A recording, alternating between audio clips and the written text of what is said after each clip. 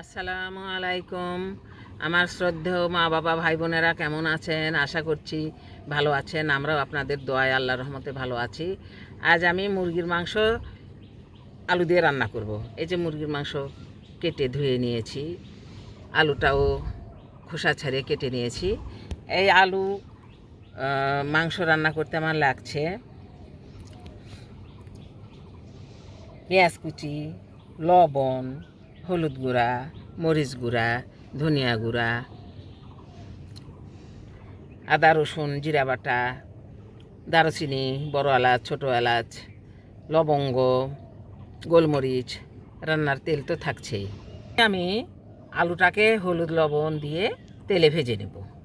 ভাজার জন্য আমি কড়াই চুলায় দিয়েছি, তেল দিয়ে নিচ্ছি, আলু দিয়ে নিচ্ছি, লবণ, হলুদ গুঁড়া দিয়ে নিচ্ছি। এখন আলুটাকে আমি আঁচিয়ে দেব। আঁচানো মানে একটু ভেজে নিতে হবে।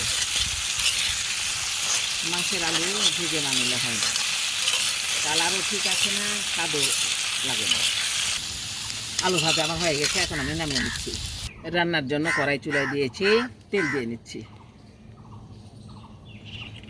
গোটা জিরা, তেজপাতা, পেঁয়াজ কুচি,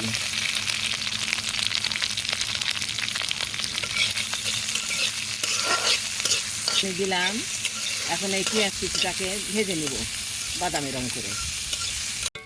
পেঁয়াজ কুচি আমার ভাজা হয়ে গেছে, ব্রাউন রং এসেছে। এখন আমি সামান্য পানি দিয়ে দিচ্ছি। এখন মশলা আমি দিয়ে নেব। আদা বাটা, জিরা বাটা, রসুন বাটা, আছে লবণ স্বাদ মতো, হলুদ গুঁড়া, মরিচ গুঁড়া, ধনিয়া গুঁড়া, গরম মশলা। মশলা আমার দেওয়া হয়ে গেছে। এখন আমি মশলাটাকে কষিয়ে নিব। এই যে মাংসের মশলাটা আমার হয়ে গেছে, কত সুন্দর ঘন হয়েছে। এখন আমি মাংসটা দিয়ে নেব।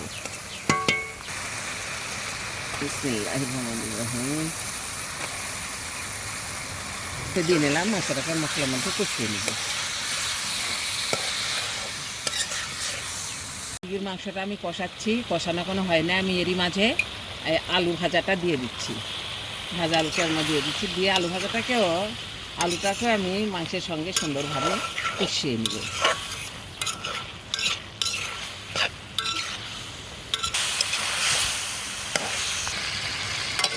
আলু মাংস কষা হয়ে গেছে, এখন আমি ঝোল দিয়ে নিচ্ছি। এই যে পরিমাণ মতো ঝোল দিয়ে নিলাম আমি। এখন আমাকে রান্না করতে হবে আরও কিছু, কারণ সব কিছু তো ঠিক হয়নি। আলু মাংস পরিমাণ মতো সিদ্ধ হয়নি, তো ঢেকে দিলাম। মাংসটা আমার হয়ে গেছে, এখন আমি গরম মশলা গুঁড়া একটু দিয়ে নিচ্ছি।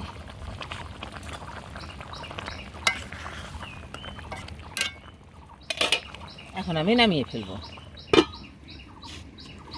এই যে আলু দিয়ে মুরগির মাংস ঝোলটা আমার হয়ে গেছে। অনেকে আপনারা পুরোপুরি দেখলেন।